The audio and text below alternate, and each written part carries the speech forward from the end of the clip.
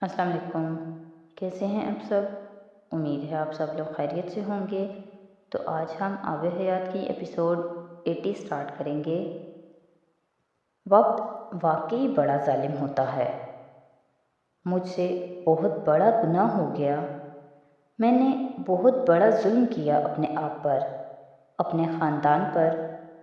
پتہ نہیں کیسے ہو گیا یہ سب کچھ۔ ہاشم الدین روتے ہوئے اعتراف کر رہے تھے اور امامہ کو یاد آ گیا تھا۔ انہوں نے ایک بار اس سے کہا تھا کہ جو کچھ وہ کرنے جا رہی تھی وہ اس پر بہت پچھتائے گی۔ ایک وقت آئے گا اسے اپنی غلطی کا احساس ہو جائے گا اور وہ واپس پلٹ کر ان سے معافی مانگنے آئے گی اور تب وہ اسے معاف نہیں کریں گے۔ مجھے لگتا ہے امامہ مجھے تمہاری بد دعا لگ گئی ہے، ہاشم الدین نے روتے ہوئے کہا۔ مجھے بد دعا کا کبھی خیال بھی نہیں آیا ابو۔ آپ کے لیے کیا، کسی کے لیے بھی نہیں، اس نے بالآخر ہاشم الدین سے کہا۔ آپ نے دیر سے کیا لیکن صحیح اور اچھا فیصلہ کیا۔ یہ ایک جملہ کہتے ہوئے امامہ کو بے حد تکلیف ہوئی تھی۔ اسے وسیم یاد آیا تھا، اسے اپنا وہ خاندان یاد آیا تھا جو سارا غیر مسلم تھا اور غیر مسلم ہی رہنے والا تھا۔ واپس تو یا وہ پلٹی تھی یا ہاشم الدین۔ تمہارا سامنا کرنے کی ہمت نہیں تھی مجھ میں۔ بہت وقت لگا دیا میں نے تمہارے سامنے آنے میں، لیکن بس معافی مانگنا چاہتا تھا اور تمہاری ایک امانت تھی میرے پاس، وہ مرنے سے پہلے تمہیں دینا چاہتا ہوں۔ وہ اب اپنے ساتھ لائے ہوئے بیگ سے ایک لفافہ نکال کر اسے دے رہے تھے۔ یہ کیا ہے؟ اس نے لفافہ تھامے بغیر ان سے پوچھا۔ جائیداد میں تمہارا حصہ۔ اسی حصے کے لیے تمہارے بھائیوں کو خفا کر دیا میں نے۔ وہ یہ بھی لینا چاہتے تھے مجھ سے، لیکن میں تمہاری چیز انہیں نہیں دے سکتا تھا۔ ساری عمر تمہیں کچھ نہیں دے سکا، کچھ تو دینا چاہتا تھا تمہیں مرنے سے پہلے۔ وہ ان کی بات پر رو پڑی۔ ابو اس کی ضرورت نہیں تھی مجھے، میں اسے لے کر کیا کروں گی؟ اگر میرے بھائیوں کو میرا حصہ دینے سے ان کی زندگی میں آپ کے لیے کوئی گنجائش نکلتی ہے تو انہیں دیں۔ ہاشم الدین نے بے حد مایوسی سے نفی میں سر ہلایا۔ میں اب ان کے لیے غیر مسلم ہوں امامہ۔ وہ مجھے اپنی زندگی سے نکال کر پھینک چکے ہیں جیسے کبھی میں نے تمہیں نکالا تھا، وہ شکست خوردہ انداز میں کہہ رہے تھے۔ پھر آپ میرا حصہ بیچ کر اپنے لیے کوئی گھر لے لیں، کوئی جگہ۔ میرے پاس اب سب کچھ ہے۔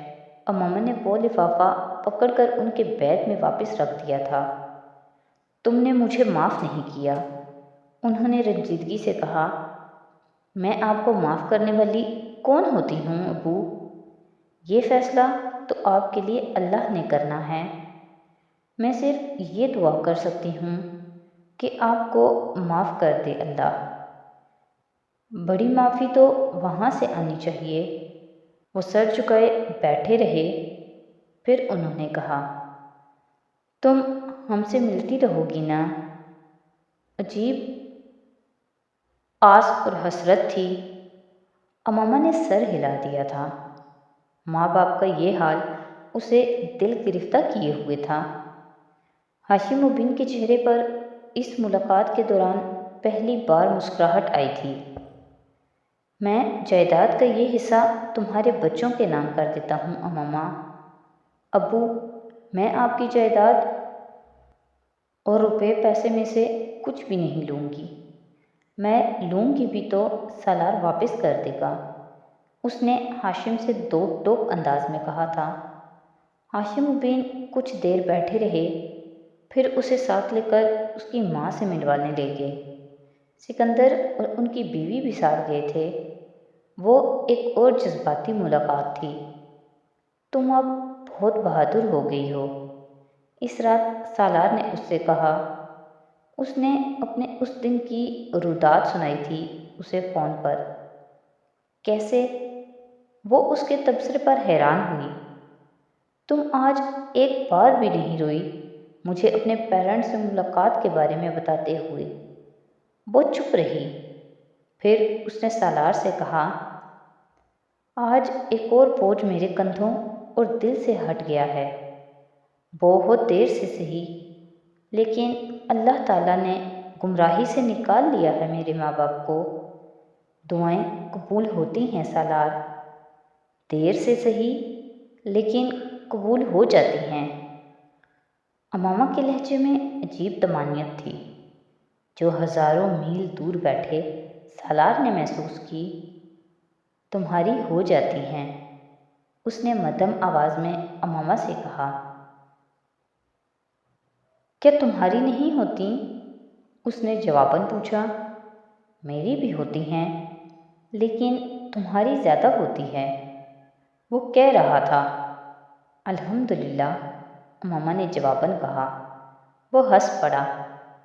تم میرے پیرنٹس کو اولڈ ہوم سے نکال کر انہیں کوئی گھر لے دو، ان کے پاس میرے جائیداد کا جو حصہ ہے اسے بیچ کر۔ بے شک چھوٹا گھر ہو، لیکن میں انہیں اولڈ ہوم میں نہیں دیکھ سکتی۔ میں پاپا سے کہہ دوں گا، وہ کر دیں گے یہ کام، ان کا خیال بھی رکھیں گے۔ تم اسلام آباد میں مستقل رہنا چاہتی ہو تو رہ سکتی ہو امامہ، تم اور بچے وہاں۔ امامہ نے اس کی بات کاٹ دی۔ میں تمہارے پاس رہنا چاہتی ہوں اور اسی تاریخ کو واپس آ رہی ہوں۔ CIA نے سالار سکندر کو اس سرگرمی کو صرف مانیٹر اور ریکارڈ نہیں کیا تھا، اس ملاقات میں شامل 5 افراد کو بھی اپنی واچ لسٹ میں ڈال دیا تھا۔ اگلے آنے والے مہینوں میں سالار سکندر اور ان 5 افراد کے بہت سارے تفریحی دورے ہوتے رہے تھے، لیکن اب CIA صرف سالار سکندر کی نہیں، ان 5 افراد کی نقل و حرکت کو بھی مانیٹر کر رہے تھے۔ وہ 5 افراد سالار سے صرف چند ماہ ملتے رہے، پھر اس کے بعد ان کی ملاقاتوں کا سلسلہ ختم ہو گیا۔ وہ 5 افراد اب آپس میں نہیں مل رہے تھے، لیکن انفرادی طور پر اسی طرح ملاقاتیں کر رہے تھے۔ وہ ایک اسلامی مالیاتی سسٹم پر کام کر رہے تھے اور یہ بات CIA جانتی تھی، لیکن اس نظام کی شکل کیا تھی، وہ اسے بوجھنے میں کامیاب نہیں ہو رہے تھے، اور اس کی وجہ صرف ایک تھی۔ ایک جگسا پزل کی طرح اس نظام سے منسلک ہونے والے سب افراد کے پاس اس کا ایک ایک ٹکڑا تھا، اور وہ اس ٹکڑے کو اچھی طرح جانتا اور سمجھتا تھا، لیکن وہ ٹکڑا اس تصویر میں کہاں لگنا تھا، یہ صرف ایک شخص جانتا تھا، سالار سکندر۔ ممی، حمین کب بڑا ہوگا؟ اس دن جبرائیل نے اپنی آرٹ بک میں کچھ بناتے ہوئے امامہ سے پوچھا۔ بڑا تو ہو گیا ہے، امامہ نے اس کے سوال اور انداز پر غور کیے بغیر کہا۔ تو پھر روتا کیوں ہے؟ امامہ بے چارگی سے اپنے بڑے بیٹے کو دیکھ کر رہ گئی۔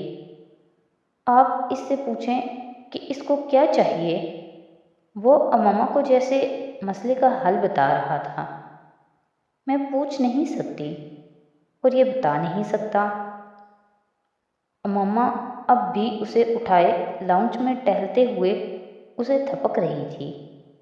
وہ بغیر آنسوؤں کے گلا پھاڑ پھاڑ کر روتا تھا، اور پھر رونے کے بیچوں بیچ بھی دلچسپ چیز نظر آنے پر ایک دم رونا بند کر کے اس کا جائزہ لینے میں مصروف ہو جاتا، اور جب اس کام سے فارغ ہو جاتا تو ایک بار پھر اپنے رونے کے سلسلے کو وہیں سے جاری رکھتا جہاں چھوڑا تھا۔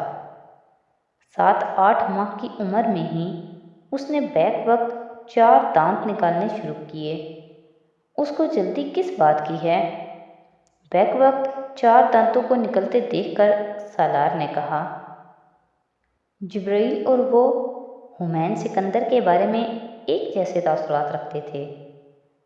یہ تم خود اس سے پوچھ لو، اماما نے جواب دیا۔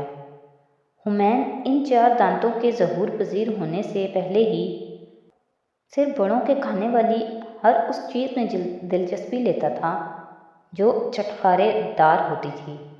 اپنے پوپلے منہ کے ساتھ بھی چپس اس کی پسندیدہ خوراک تھی، جسے وہ صرف چبا نہیں سکتا تھا، نگل بھی سکتا تھا۔ وہ چپس کا پیکٹ تک پہچانتا تھا، اور ایسا ممکن نہیں تھا کہ جبرائیل اور عنایا اس کے قریب بیٹھ کر کوئی چیز اطمینان سے اسے کھلائے بغیر خود کھا لیتے۔ وہ عجیب و غریب بچہ تھا، اور یہ نام اس کے بارے میں سالار نے دیا تھا، جس کا خیال تھا اس نے ایسی مخلوق کبھی نہیں دیکھی۔ سکندر عثمان نے اس سے کہا تھا، میں نے دیکھی ہے، وہ تمہاری کاپی ہے۔